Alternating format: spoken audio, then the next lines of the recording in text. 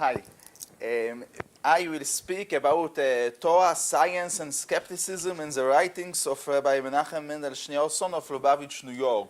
Schneerson was one of the prominent and most influencing Jewish figures, Jewish rabbis in the 20th century. Was born in the Russian Empire in 1902. He had scientific backgrounds after he learned in universities in Berlin, in Paris. So he has a special approach to the confrontations of Torah and science more than other rabbis who don't have this scientific background. And his special approach involved skepticism, as I will describe.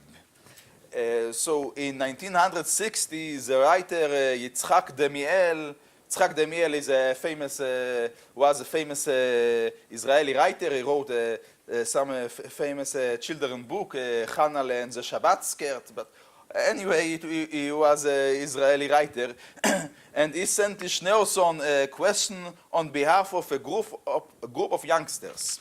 Is there a way that we, as skeptics, might be convinced in the truth of God's existence and clearly without any doubts and possibility of doubts?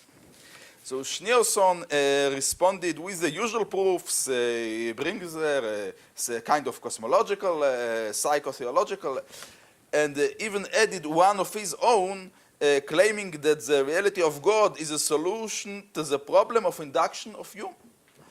As he says, what is simpler for us more than that when one goes to sleep at night, he prepares everything for the sake of getting up in the morning. Although there is no logical reason to say that tomorrow in the morning the sun will rise again and all things will take place in nature as they did yesterday. But since the world has been doing this for several days and years, these laws will probably continue tomorrow and the day after tomorrow. That all of this is rationally baseless unless there is a landlord to this capital. Okay, so according to him, the induction problem of Hume is just a proof for the existence of God. Because God exists, we can believe that there are laws of nature in the world. But finally, Schneerson decided that the best defense was the offensive and wrote, mistaking are those who say that they need to prove the reality of the Creator, but the creation in itself is beyond doubt, when the case is just the opposite. And on the contrary, according to the latest scientific results regarding the reality of creation and how to describe it, there is room for the greatest doubt, let alone that recently the contradiction from one science to the other are growing in few fields, in addition to the greatest, main and fundamental scientific doubt. What is promising us that the impression of my eyes or my ears or even my mind has something to do with reality outside the human senses and intellect. This is not the case with regard to the Creator, or in other words, to the worker who acted and arranged all of creation. For it makes no difference for this if there is a reality other than me, or just an impression of reality. For the first sense of a healthy person, according to which he lives all his life, is that every reality in his world which he knows about it as a reason that works from within or from outside. This was Schneerson's answer to the writer. So these lines, I think, summarize Schneerson's approach to the problem of faith and science. Instead of arguing with the skeptics, he challenges them and argues that the doubts must first be addressed to science and even to the world at all, whereas just the faith is a fortress of certainty. in dealing with skepticism, Schneerson gathers all sorts of doubts, from the old one about the existence of an external world, to his favorite modern skepticism about the contradictions from one science to the other are growing in few fields, an argument he used frequently to criticize evolution. Schneerson very liked to bring the argument that one science, geology, says the world is 2 billion years, and other physics or the lights of the stars say other number, and etc. This for him is an argument against evolution, and the theory is that the world is much older than is written in the Bible and accepted by the tradition that the world is just 5 or 6 years old. Once I heard someone who says it is similar for two people who were arguing how high is Empire State Building. One says it's 102 floors, and the other one says it's 101. And the third person who heard it came to the conclusion that Empire State Building is just one floor. But anyway, for Schneerson, those contradictions, some, I don't, with the time, maybe scientists get more, for one consequence, anyway, for him, this is an argument against evolution. And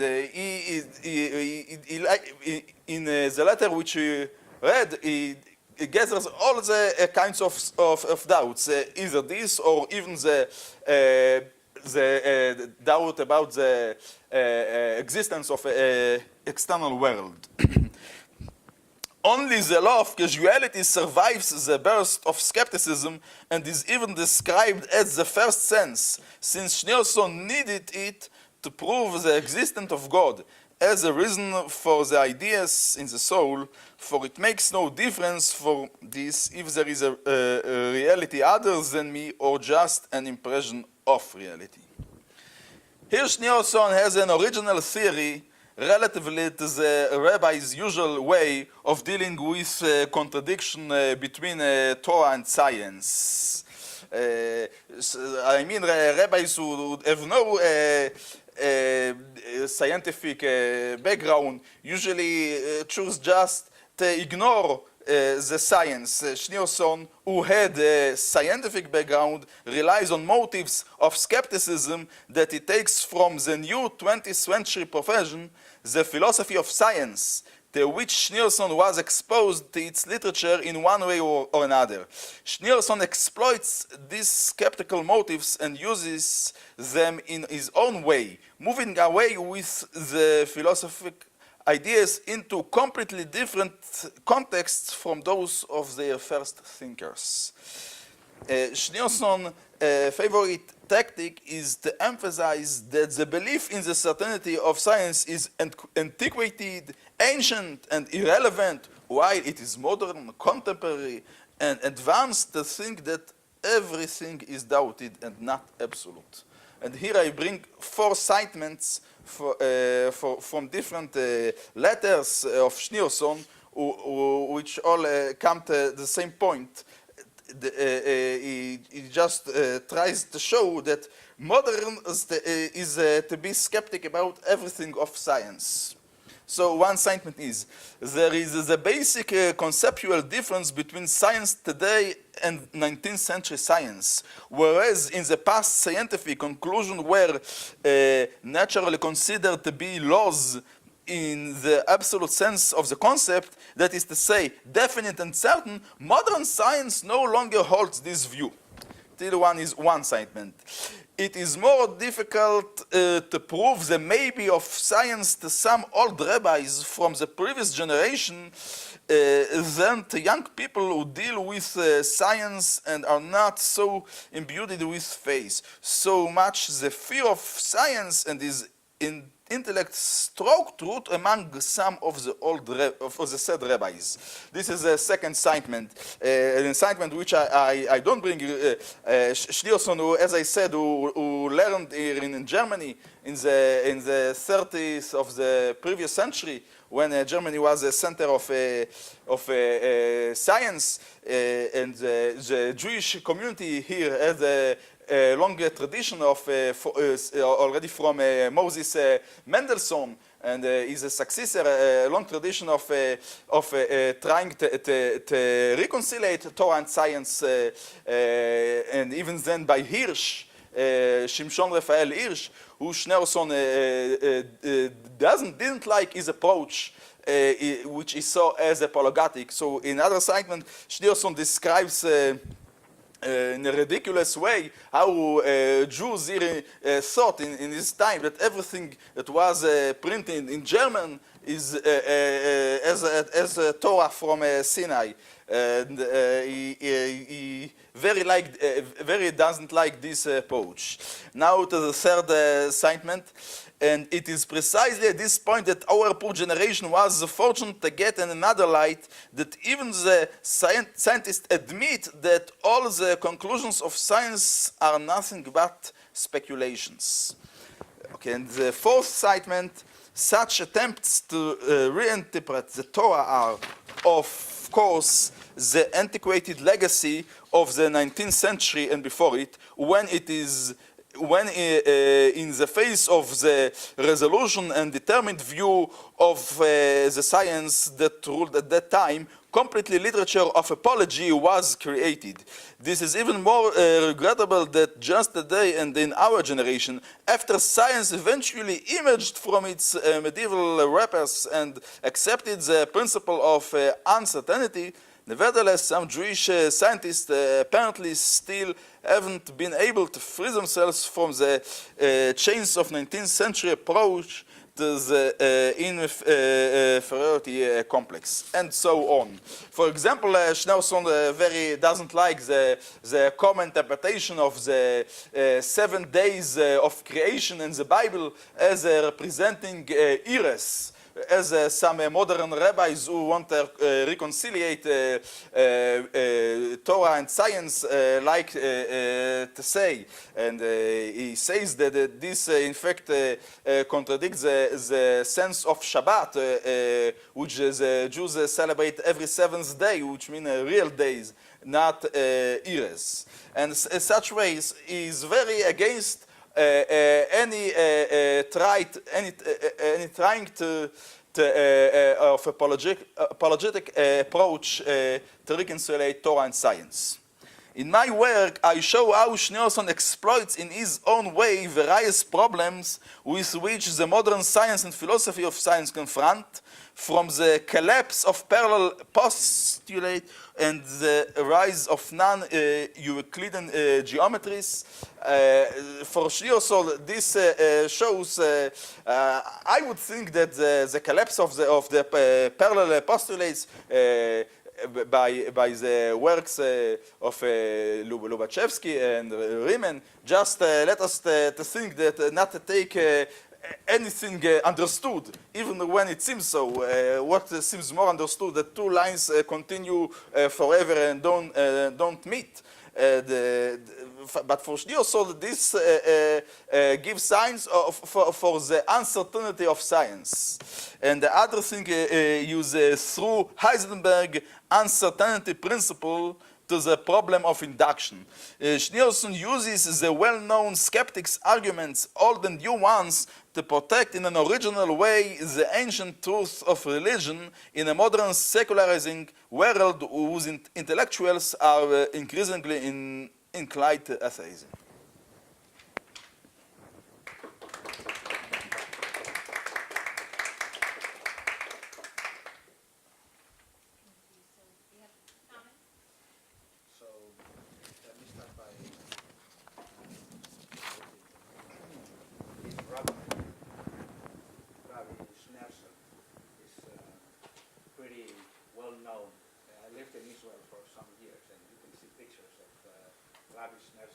All over the place, just for the people here that are not familiarized with this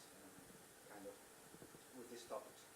So I will limit myself to 3 or 4 comments or suggestions, and I think that this project, maybe in order to make it clear for the audience and for all of us, I think we could try, or you could try to put certain things into a broader context so that we can understand better what's exactly the contribution of Rabbi Schneerson.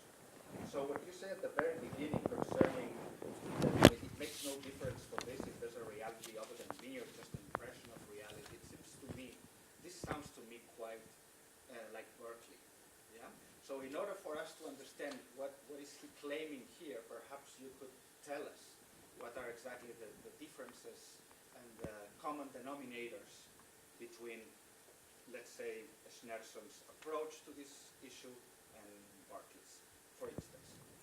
Then you said something like that faith is a fortress of certainty. This could be read in many different ways. Does that mean that faith itself is certainty? And if yes, which kind of certainty is this, right?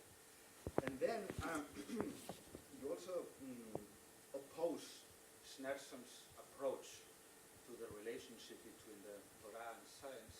You distinguish it from the usual approach of the traditional approach that rabbis have to this issue. Could you tell us, could you elaborate a little bit, what's this usual approach to the relationship between Torah and science?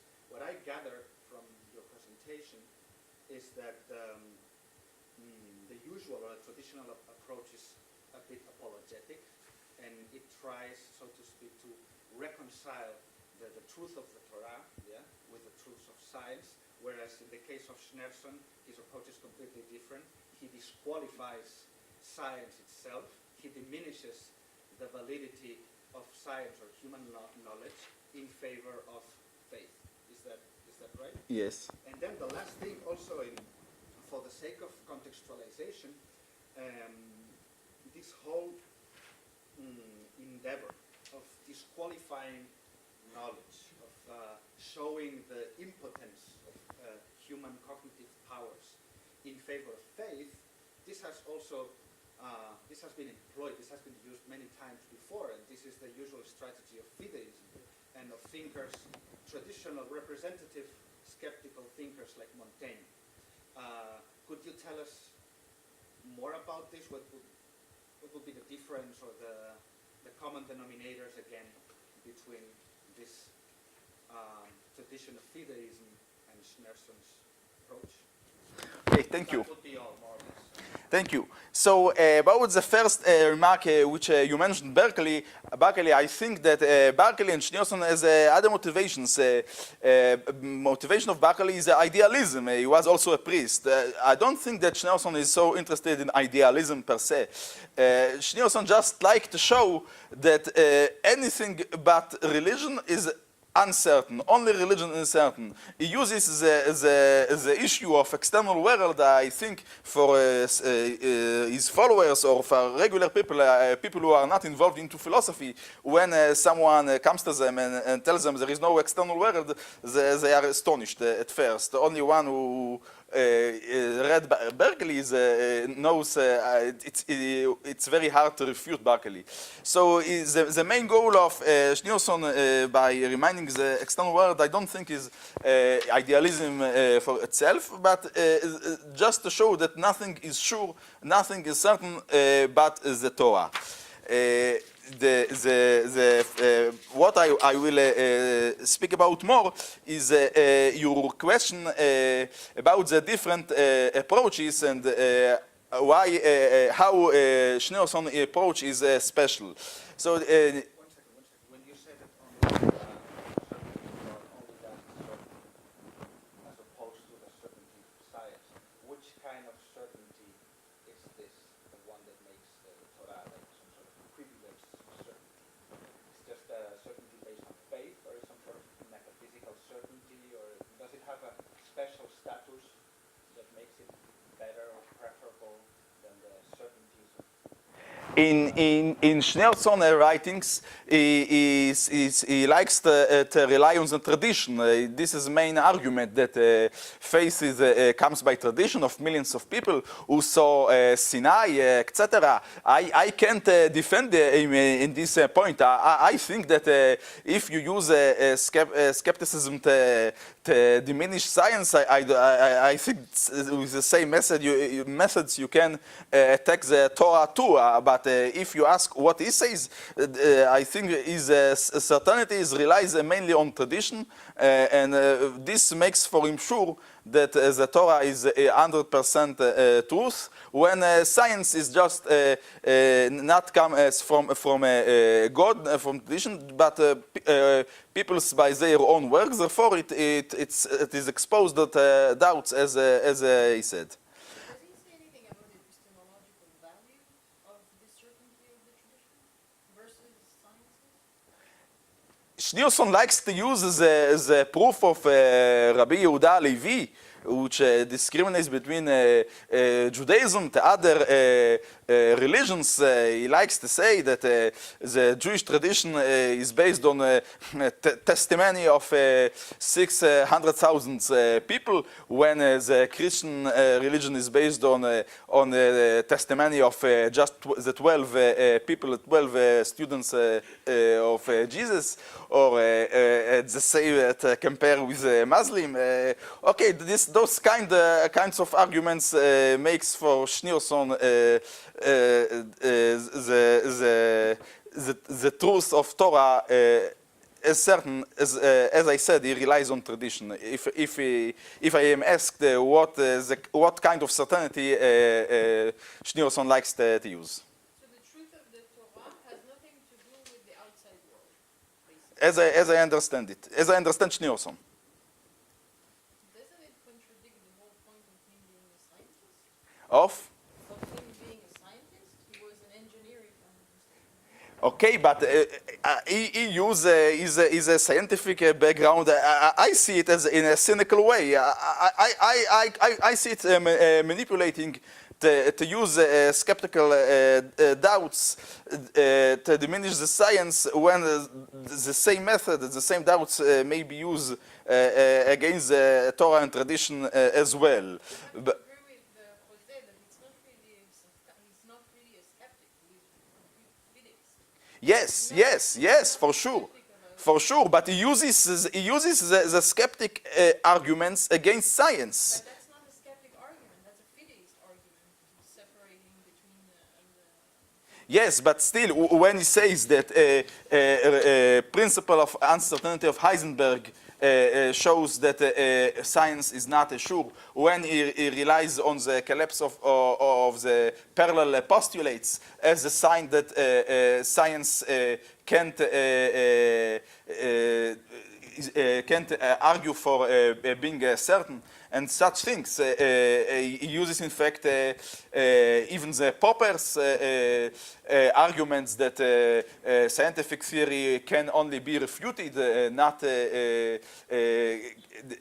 you can't ever expect that it will be proved just to expect maybe it will be refuted or not, and such things. So he uses the skeptical ways to attack science, for sure. Those, in my eyes, or in other people's eyes, those same arguments can be used against Torah itself, but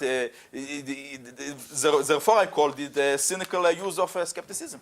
But for sure, I mean, the use of his skepticism against science is quite general. Obviously, there are some scientific facts that he cannot really refute. So he's not really completely against science as a general, right? He wouldn't say that all the science is false just because we cannot prove one thing or another. That would be a little bit... First at all, Schneerson contends things which really might be funny to modern ears. For example, insist that the sun turns around the earth as the old before Copernicus, as Ptolemaeus. And he argues that Einstein agrees with him. And I have other examples as well.